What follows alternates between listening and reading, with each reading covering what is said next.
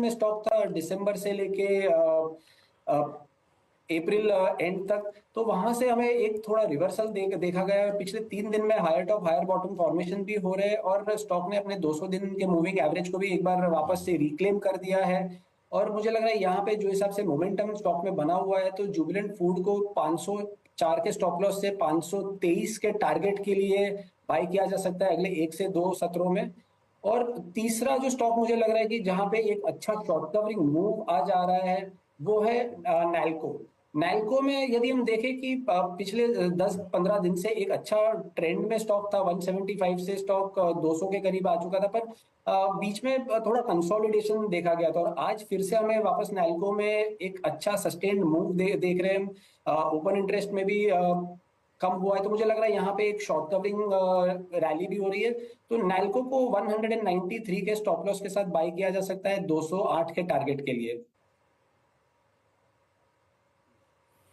Okay तो यहाँ पे अच्छा, इनफैक्ट नाल्को आज बहुत सारे विशेषज्ञों की टॉप कॉल्स में शामिल था। आज की पहली कॉल थी आशीष बाहेती जी की सुबह सुबह, फिर रिपीट होती हुई 3.5% ऊपर अभी। और अच्छा, हिंदाल्को अगर आप देखें फोर्थ गेनर है आज। मेटल्स की बहुत स्ट्रॉन्ग प्रेजेंस है आज गेनर्स की साइड में। खैर, यहाँ थोड़ा विषय को अब चेंज करते हैं और चलिए अब आर काबिल की नंबर से बातचीत करते हैं। हमारे साथ बातचीत करने के लिए Shri Rajesh Jain, chief financial officer आर काबिल के मौजूद हैं इस वक्त बात करने के लिए।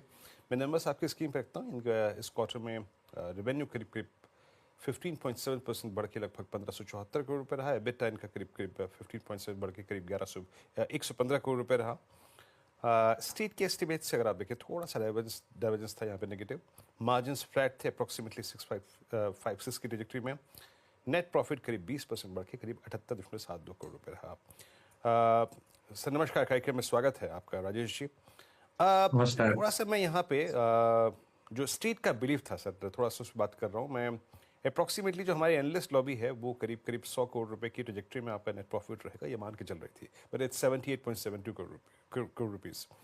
एग्जैक्टली एक क्वार्टर कैसा रहा आपके मुताबिक? फिर मैं थोड़े नंबर्स पे और आऊँगा, उसकी क्रंचिंग करेंगे। बट क्वार्टर कैसा रहा, डिमांड कैसी रही और वॉल्यूम सर कैसे रहे इस क्वार्टर में इस पर आपके?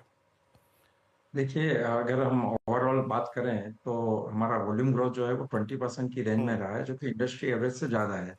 और हम प्रीवियसली भी अगर देखें तो इसी रेंज से ग्रोथ करते रहे हैं और fastest growing company wire and cable के क्षेत्र में है और आज नंबर 4 पे हम पहुंच गए हैं। तो इसलिए जो ग्रोथ जिस तरह से हमने प्लान किया, मार्जिन इंप्रूवमेंट्स भी हमने जो देखा है कि करीब करीब 150 बिप्स का इंप्रूवमेंट है ईयर ऑन ईयर बेसिस पे अगर देखें तो ये जिस तरह से हमारा प्लान है उसी हिसाब से चल रही है।